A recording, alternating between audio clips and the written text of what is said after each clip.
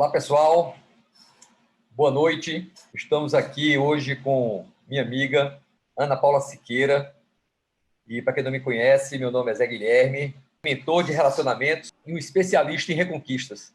Eu sempre digo que sou um especialista em reconquistas porque, ao longo da minha vida, eu descobri, mesmo tendo 6 casamentos, ou seja, na verdade, eu seria um especialista em conquistas, se a pessoa analisar apenas os números da quantidade de casamentos que eu já tive. Mas, na verdade, depois que você passa por várias experiências, você aprende na tapa, como se diz, né? Aprende errando, que em muitos desses relacionamentos você poderia ter agido de outra forma e talvez eu ainda estivesse casado com alguma dos relacionamentos anteriores. A gente descobre, às vezes, que muitas vezes foi intransigente, que foi intolerante, ou teve pouca paciência, ou não quis renunciar a algo, e isso fez com que o relacionamento encerrasse, por diversos motivos. E aí você aprende, e hoje eu estou no meu 6º relacionamento, e nós já estamos 7 anos, próximo de fazer 8 com a Dulce, e nesse período houveram momentos similares a outros que eu já tinha vivido, e que em outras situações eu teria corrido fora, teria partido para o 7º relacionamento. E eu digo que um relacionamento duradouro, ele se faz de reconquistas diárias, que a gente, todos os dias, a todo tempo, tem que exercitar essa reconquista e confirmar alguns compromissos, aquele acordo que você faz com a pessoa que você ama, que você quer estar junto. E uma live recente, eu disse que uma das coisas que faz um relacionamento durar é esse pré-acordo, às vezes tácito, às vezes conversado, que seria o ideal, né? Que ninguém conversa sobre os termos de um relacionamento a dois, mas que é importante que se converse. E eu sempre digo que, fora você amar a pessoa, ter pontos de afinidade e etc., você também tem que abrir mão, né? Porque na hora que você... cada lado tem que ceder em alguma coisa, né? Em pequenas coisas, outras grandes, mas sempre os dois têm que ceder. Não pode ser também apenas um cedendo. E eu usei a palavra que, na live, algumas pessoas acharam muito forte, que é a palavra renúncia. E eu digo que a renúncia que você tem num relacionamento, ela, na verdade, é um investimento. Porque para a gente ter qualquer coisa, para a gente conquistar qualquer coisa, é importante que você esteja disposto a pagar o preço. Em tudo na vida a gente paga um preço, não necessariamente financeiro, mas a gente sempre paga preço para conquistar algo. Então, se você quer ter um relacionamento duradouro, você vai ter que pagar o preço para ter um relacionamento duradouro. E eu digo que uma das coisas do relacionamento duradouro é paciência, né? E além de amar, claro, né? E renúncia. Você tem que saber renunciar a algo em troca de outra coisa que você vai ter. E aí eu usei o exemplo, que foi interessante, que é aquele caso do casal que um dos dois insiste que todas as vezes tem que almoçar na casa do pai ou da mãe no domingo. E aí o outro, que até gosta da sogra, gosta do sogro, mas também não aguenta estar todo final de semana a mesma coisa. E aí vai.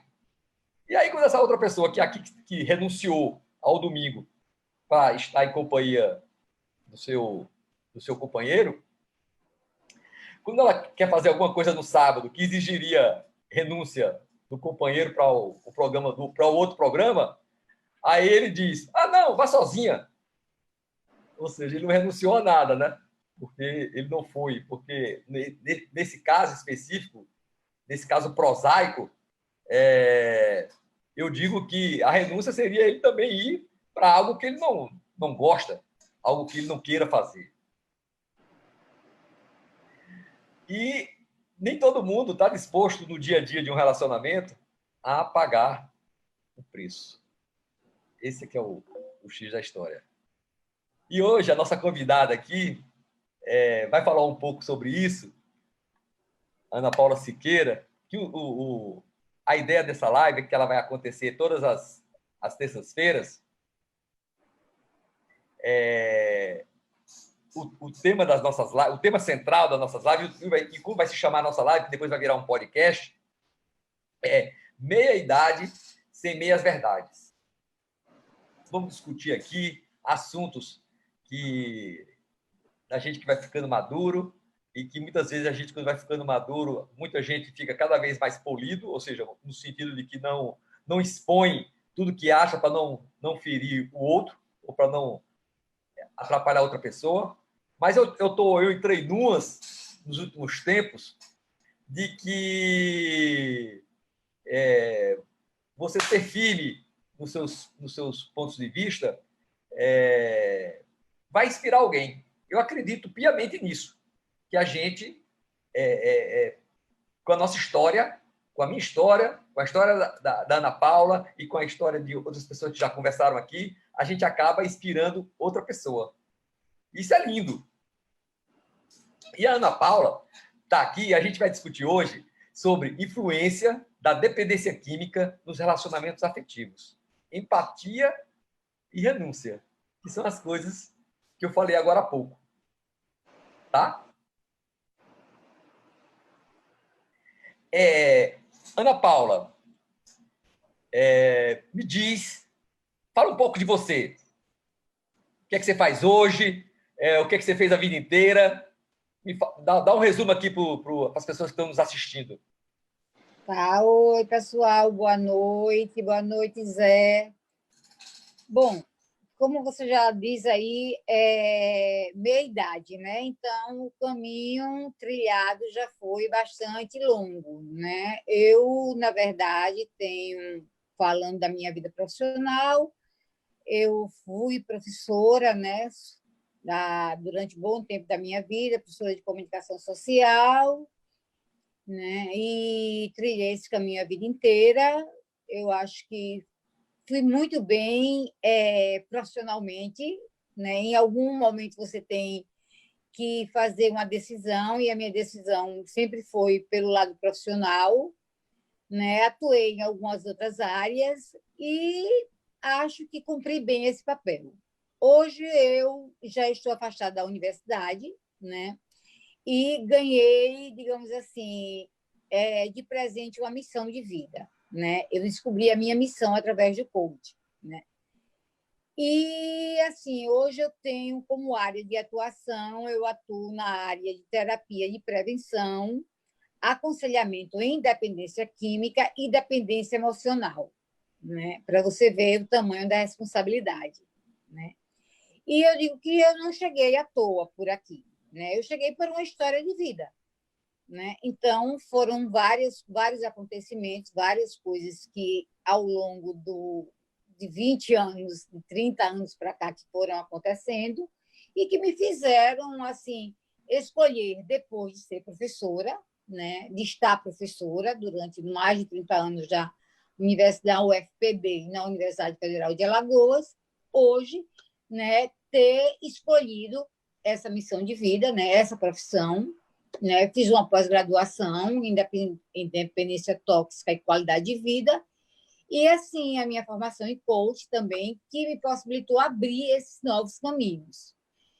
E eu estou muito feliz. Eu digo hoje que assim, aos 58 anos, né, eu me encontrei verdadeiramente, não que como professora, na qualidade de professora de comunicação, eu não tivesse me encontrado. Me encontrei e fiz uma bela história, um belo caminho, foi maravilhoso o caminho que eu percorri, as pessoas que eu conheci, os alunos e amigos, né, que eu fiz durante todo esse trajeto.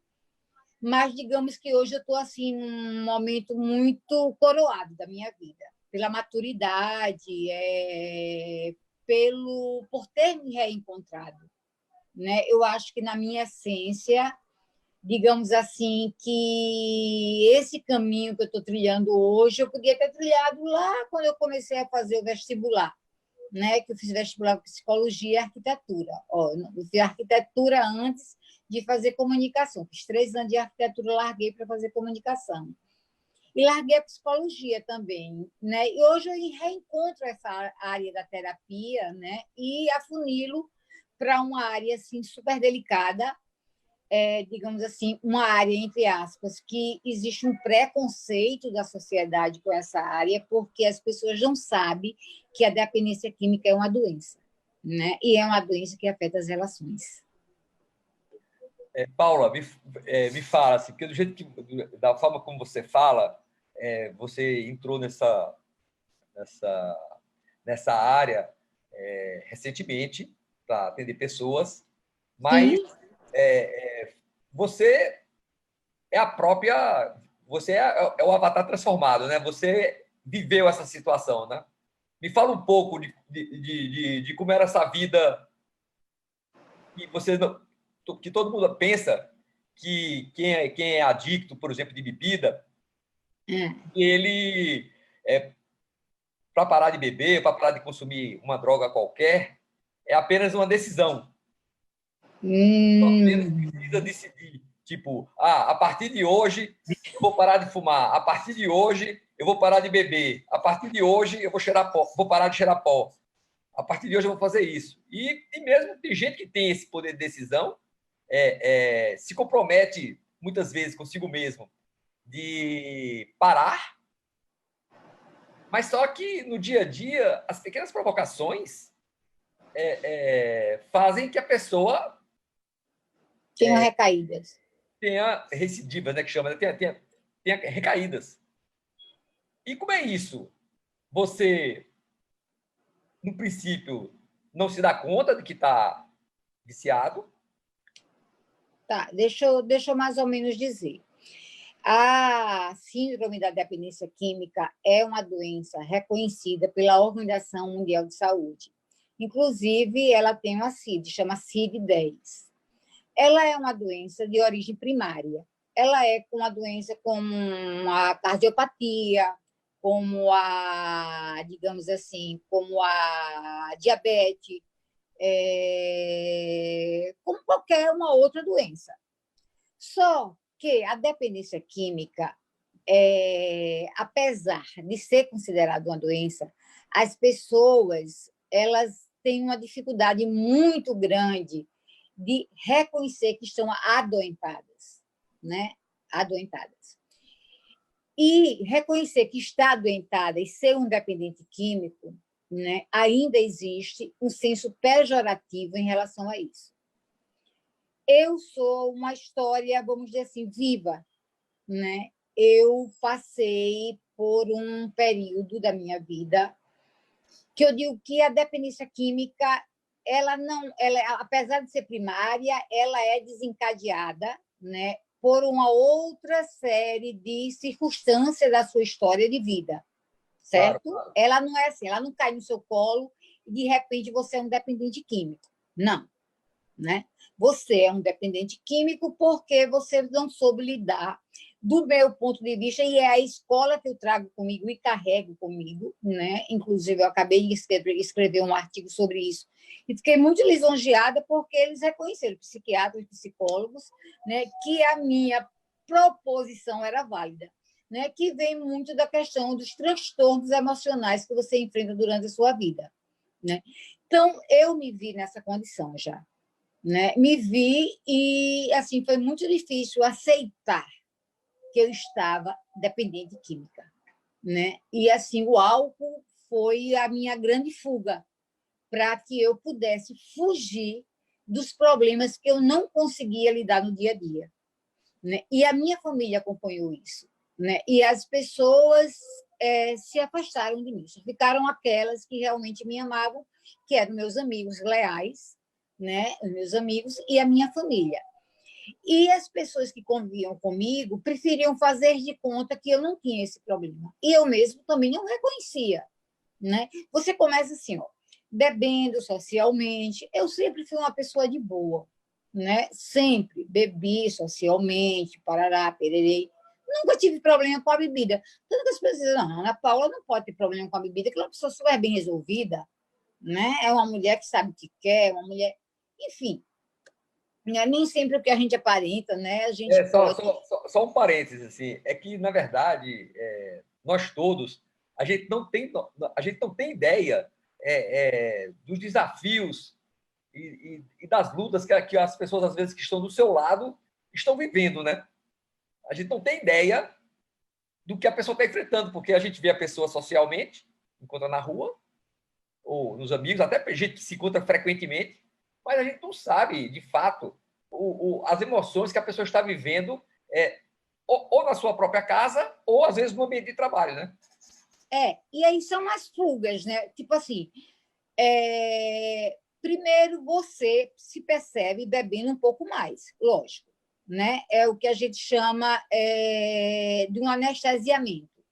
Eu bebo aqui para anestesiar uma emoção aqui, eu bebo ali, aí eu bebo um, eu bebo dois, eu bebo três. Assim, isso vai num sentido progressivo, lógico, né? Até aí tudo bem, desde que você se torna uma pessoa problema, né? Dentro de casa e nem sempre para os amigos, como você disse, porque a gente encontra socialmente e ninguém vai apontar o dedo.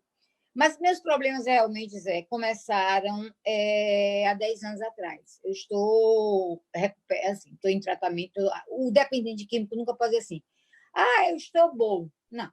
Ela é uma doença progressiva, fatal e não tem cura. Você está em eterno tratamento. Hoje eu fiz da minha luta a minha missão de vida. Então, eu tenho uma vida, graças a Deus, eu saí, né? Eu vejo hoje que meus problemas com a bebida eram problemas puramente não, eram problemas emocionais, né? A minha bebida veio de transtornos emocionais que eu não soube lidar com eles, né? Que eu não soube ressignificar esses problemas emocionais e veio justamente na história da relação que você está colocando aí, as relações afetivas, né? Essas relações afetivas, elas me desestruturaram durante um tempo, né? E eu não soube sair dela, porque eu era uma dependente afetiva. Aí é que está. A dependência química é a dependência afetiva. Ela tem o mesmo mecanismo, o mesmo protocolo. Então, ela funciona da mesma maneira. Então, para você se descobrir dependente químico, antes você tem que se descobrir um dependente emocional. Aí eu digo que Deus me deu duas coisas maravilhosas para eu me auto-revelar, para eu me auto-reconhecer e para eu me auto-me encontrar, né? E, assim, foram, assim, momentos de muita batalha, de muita luta, onde a minha família esteve do meu lado, lógico. E, assim, hoje eu estou uma pessoa super bem resolvida, né? Encontrei nessa missão a minha história de vida, mas não é fácil, não, porque as pessoas prejulgam muito, e o teu companheiro, a tua companheira que está do teu lado, o teu marido, a tua esposa, ele é o primeiro a não aceitar, porque você não é mais o objeto de desejo dele. O objeto de desejo passou a ser a bebida. Então, veja você com a Dulce a relação, vamos supor. O Zé deixa de ser o objeto do desejo da Dulce. Quem passa a ser o objeto do desejo da Dulce é a bebida. Ela passa a se anestesiar. Então, você começa a ter ciúme, né, a concorrer, vamos digamos assim, com algo que não existe. Não é outra pessoa. Né? É uma droga que lhe entorpece, né, que lhe tira do seio familiar, né, que lhe faz ser reclusa, né, que lhe faz só sair com aquele objetivo. Porque quando você o álcool, qualquer outra droga de consumo, que seja a maconha, a cocaína, o êxtase, qualquer droga que você consuma, né, quando ela norteia a sua vida, né, ela aquilo dali é o que vai direcionar tudo na sua vida. Nada passa a ser nem o amor dos seus filhos. Para você ver como ela atua no nosso sistema nervoso central e ela é um transtorno mental. Me fala uma coisa, a pessoa mergulhou nisso e aí, por qualquer motivo, decidiu que vai parar, se deu conta, ou seja, através de acompanhamento profissional, porque procurou a ajuda profissional de um psiquiatra, enfim, procurou ajuda, e ele precisa exercitar em casa, né?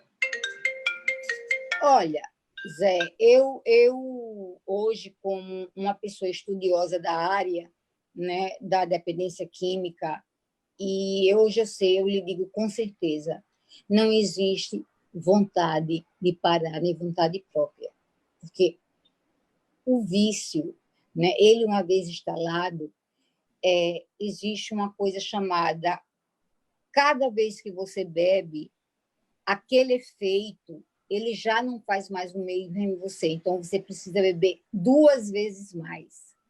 Aí, no outro dia, você está de ressaca, você está no crave, na fissura, que chamam. Aí você diz assim, não, mas eu preciso passar esse mal-estar, então eu vou beber um pouco mais. Então, isso é um processo, é por isso que ele é um processo assim, muito rápido, né? Ele se instala muito rápido. Não é uma questão de força de vontade, não existe isso na dependência química. O que existe é você reconhecer a sua doença, eu estou doente, eu preciso de ajuda, eu preciso de uma ajuda profissional, eu procuro um tratamento, é o que hoje eu ofereço aos meus pacientes, é um tratamento, certo? E esse tratamento ele tem um certo período de tempo e depois tem a manutenção. É isso. Né? Não existe, hoje eu vou parar de beber, pronto, acabou.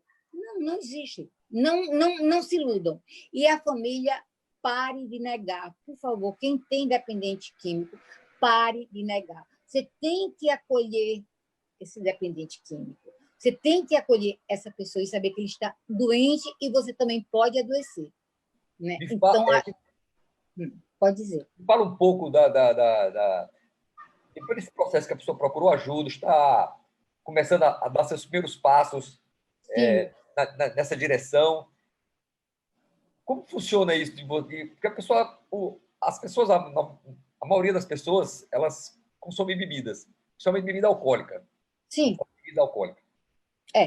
E você vai, por exemplo, a Dulce relatou isso agora, depois que chegou de São Paulo, a pessoa não bebe, ou vamos dizer que é um adicto, está querendo fugir da bebida, aí se hospeda no hotel, abre o frigobar para pegar uma água, e lá no frigobar tem pelo menos umas 12 cervejas, umas 4 marcas de cervejas e duas, 3 água mineral. E isso, de alguma forma, o hotel não sabe quem é adicto, quem não é. Quem não é adicto, quem não é, coloca para todo mundo. Quando, na verdade, um hotel não devia nem botar bebida alcoólica no frigobar, que quem bebe que pedisse, pelo serviço de bar, as bebidas que deseja beber.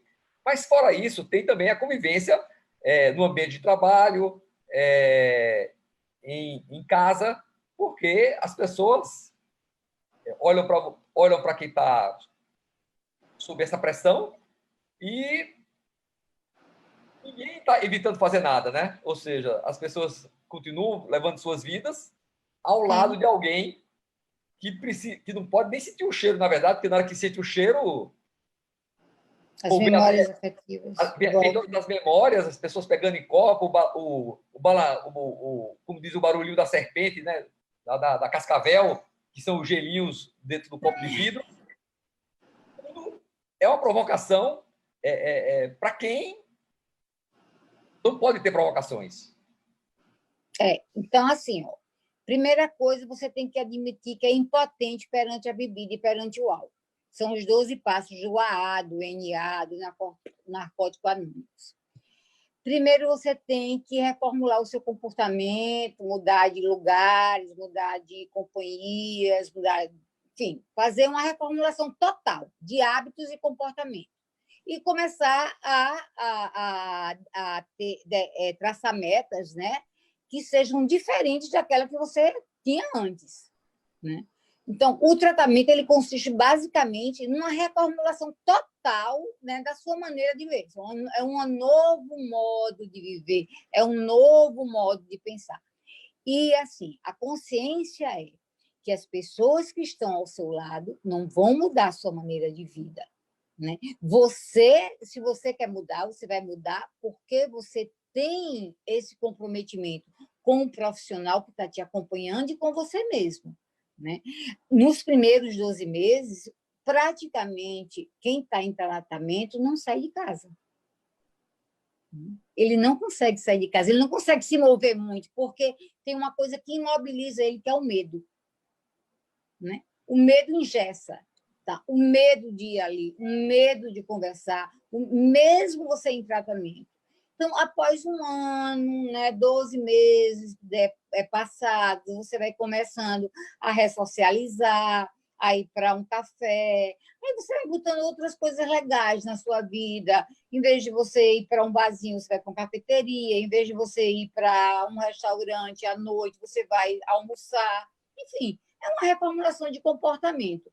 Tenha certeza que as pessoas não... Assim, a tua família pode até te respeitar por um tempo, mas ela também não vai mudar a maneira dela de viver. Porque, assim, quando você vai se tratar e que você entra na recuperação, você diz assim, todo mundo vai mudar porque eu mudei, né? É uma grande frustração. Ninguém vai mudar porque você mudou, né? Porque você está se tratando. Não. As pessoas te respeitam no começo, aquela coisa toda, mas os problemas que são de fundo emocionais, eles vão continuar a existir, né? O que você tem que fazer, né, é pegar e olhar determinados acontecimentos com outro olhar, que isso você vai fazer nas suas sessões de aconselhamento, nas suas sessões com seu terapeuta, né? Então, isso daí é um trabalho em conjunto, né? Não é de uma hora para outra. E não pense que você não vai ter mais problema, que sua família não vai mais lhe pentelhar, que sua família vai lhe achar, né, que vão virar todos santos. Não, de jeito nenhum. Você vai ter os mesmos desafios. Agora, só que você vai se comportar de uma outra maneira, de maneira diferente. E outra coisa, essa questão que você falou do frigobar, enfim, da bebida, nós não temos um país que tenha políticas públicas para isso, entendeu? Nós temos um país totalmente devastado, um país que não está preocupado com os dependentes químicos, um país onde os centros de apoio ao dependente químico não têm o que deveria ter, que são os CAPS-AD, né? Não tem um psiquiatra adequado, não tem um acompanhamento adequado, são muito defasados em termos de tratamento. A dependência química hoje não é mais você encher a pessoa que está ali na dependência de remédio, muito pelo contrário, né? Remédio também é uma droga, você só pode tomar se seu psiquiatra prescrever, se for indicado. Então, enfim, é isso. O que eu digo para você é que você tem a consciência vem primeiro de você dizer assim, eu sou impotente perante as drogas, sou impotente perante o álcool, sou impotente perante a droga que você do seu consumo, que te levou a consumir aquilo dali. Sou impotente. Então, se eu sou impotente, eu não vou nem usar, né, a me arriscar a usá-la novamente, né? Porque eu criei novas formas, novos mecanismos de viver e que são saudáveis. Então, eu digo assim, é liberdade, é libertador, né? E quando a gente vê uma pessoa, que eu tenho amigos, né, que saíram desse, né, também que saíram desse fundo de poço, e hoje eles estão assim muito bem, eles estão super felizes, eles estão tocando sua vida com suas famílias, com seus filhos, quem quer que seja, a gente vê que isso daí é possível, né? Totalmente possível. Bom, pode continuar, Paulo.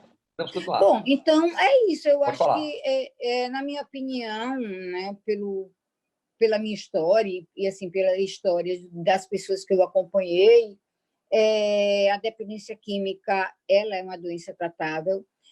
O dependente químico, a partir do momento que ele se permite ser tratado, né, ele entrar em recuperação através de profissionais capacitados para isso, ele tem uma vida libertadora. Ninguém é dependente químico porque quer, não existe. Foi um fato muito engraçado, quando eu estava casada, que eu estava enfrentando umas barras assim, emocionais bem punk mesmo, bem pauleira. 2 médicos amigos nossos, né?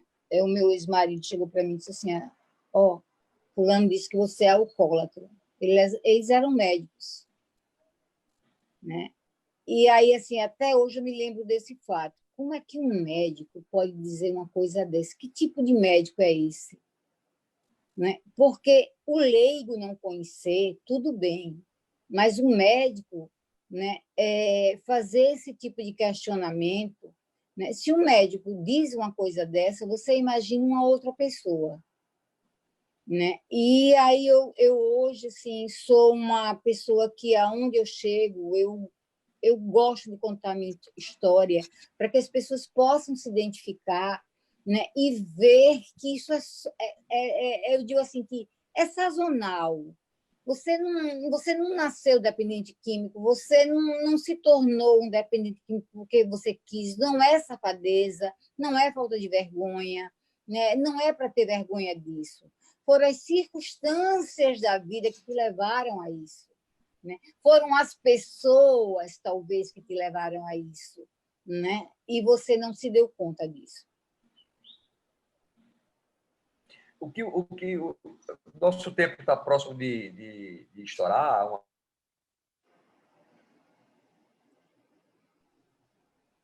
O que eu diria para pessoas que têm alguém que é um adicto ou ainda está sob efeito do vício, né? O que é que eu diria para os familiares, é isso? Para os familiares. Quando eu digo familiares, Eu são as diria, pessoas que estão próximas. Às vezes são amigos, né, também. Podem ser amigos, eu diria assim, ó, preste pais. atenção, preste atenção. Se você, eu tenho pessoas que eu digo, eu falo, cabe a ela aceitar ou não. Você está bebendo um pouco demais. Veja a frequência que você bebe.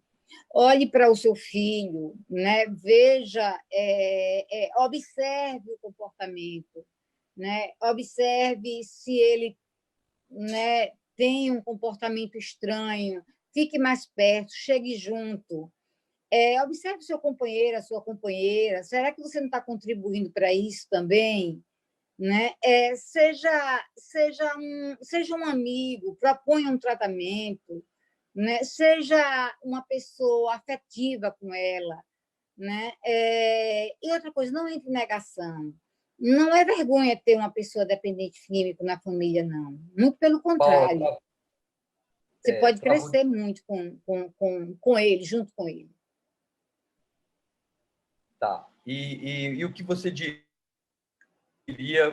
para alguém que ainda não buscou ajuda, mas já está se dando conta de que precisa beber todos os dias?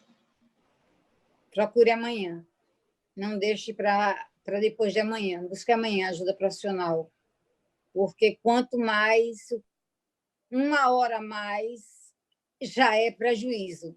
Né? Eu acho que se você se deu conta que você está passando das suas medidas, que você não consegue controlar, que é uma coisa que te controla, né? Que você não controla ela, ela te controla. Se você não consegue parar, né? Não consegue parar, não tem que ser todos os dias, não. Mas se você não consegue parar, esse é o principal sintoma. Eu não consigo parar quando eu quero. Procure ajuda profissional, que com certeza você vai entrar em recuperação e você vai ter uma vida libertadora. Pode ter certeza, isso eu garanto.